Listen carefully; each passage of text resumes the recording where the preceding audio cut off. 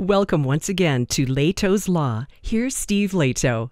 I had several people ask me if they think that after all this protesting that's going on, if there'll be a lot of arrests made. And I said, yeah, I'm sure there will be. There'll probably be a whole wave of arrests as police comb through social media and so on.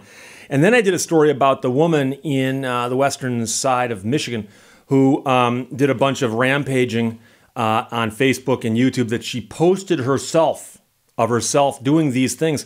And she got arrested. And as I jokingly said, Exhibit 1 at her trial is going to be stuff she shot herself and posted on social media. So I'm here to tell you that she's not an isolated incident. In fact, it gets better.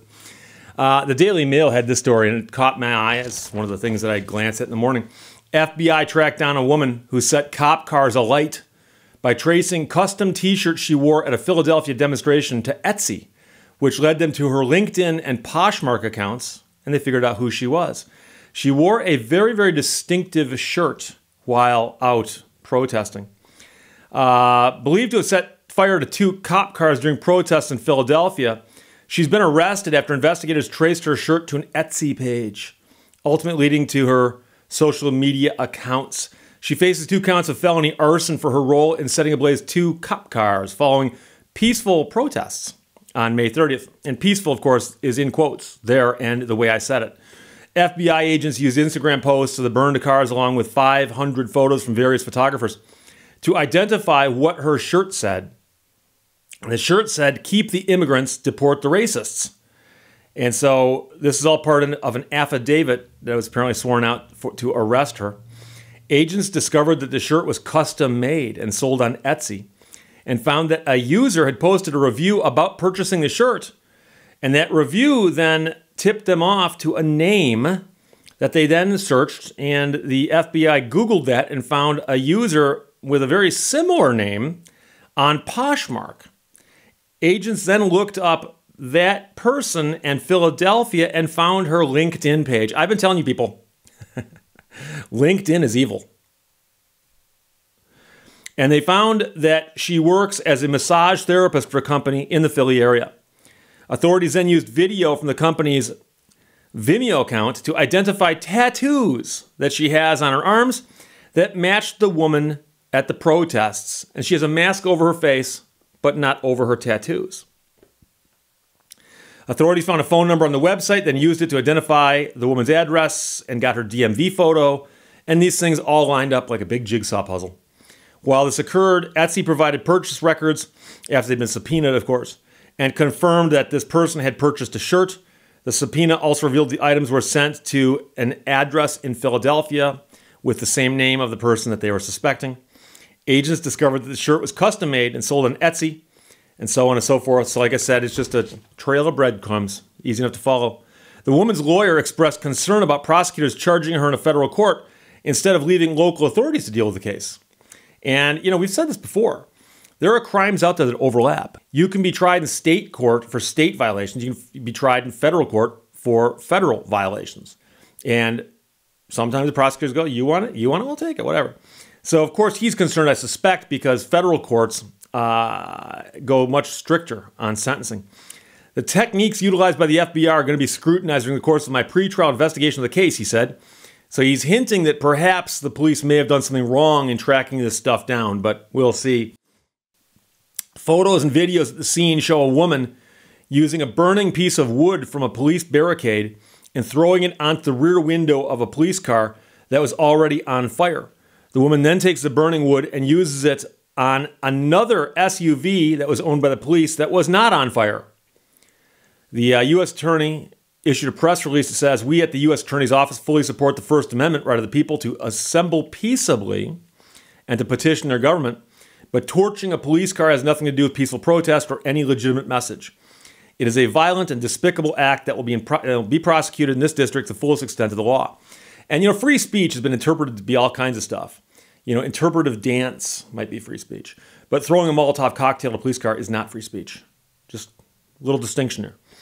So anybody who engaged in such acts can stand by to put your hands behind your back and head to federal prison. We are coming for you.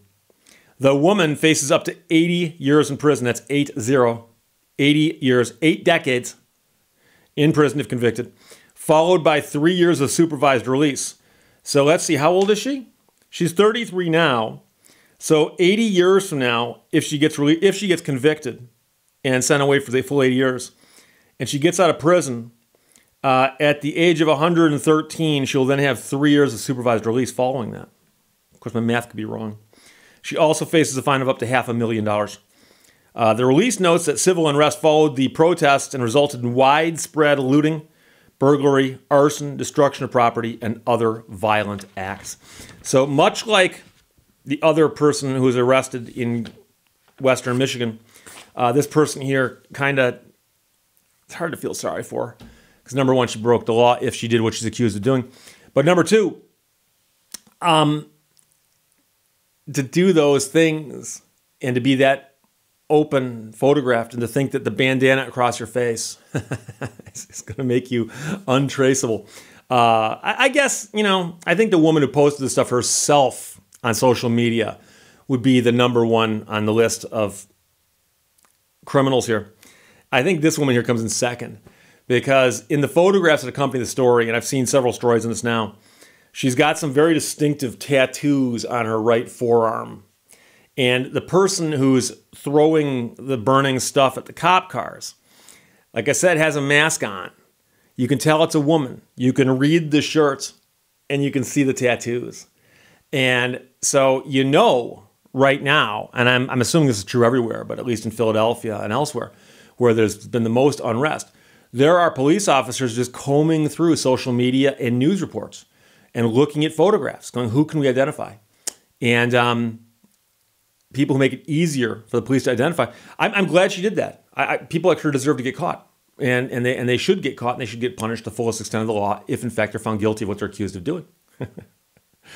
I got asked recently about how I couch things like that. And they said, Steve, if you say someone's alleged to have done something or accused of doing something, once they're convicted, can you just come out and say they did it? And I usually will. So if someone gets convicted of a crime, I'll say, yeah, they did it, But I'll often try to say they've been convicted, because what's weird about our situation is that you can get convicted of a crime.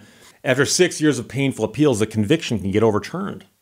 And so at that point, it's like, I don't, so I hate to go on the record and say this person did it and then find out later, oh no, the conviction was overturned. And you've got that video floating around after you said they did it. So, I don't know what happened in Philadelphia. I wasn't there, okay? I can read about it. And depending on which sources you read, you get different takes. Every perspective of a news story is being told from one perspective. So if there's 10 people at an event, you'd get 10 versions of what happened that might be similar, they might be different, you might have outliers. But the point is that it's better to say this woman is accused by the police or she's been charged by the prosecutors. If she gets convicted, I'd say she's been convicted by the courts. But whether I'm going to come out and say she did it, didn't do it, I don't know. Like I said, but I found the story fascinating because, like I said, they traced her based on the unique shirt she was wearing, and they linked it up with the tattoos on her forearm. So there you go. Questions or comments, put them below. Otherwise, talk to you later. Bye-bye. Thank you for watching Lehto's Law. Lynch's Law. When the going gets tough, everyone leaves.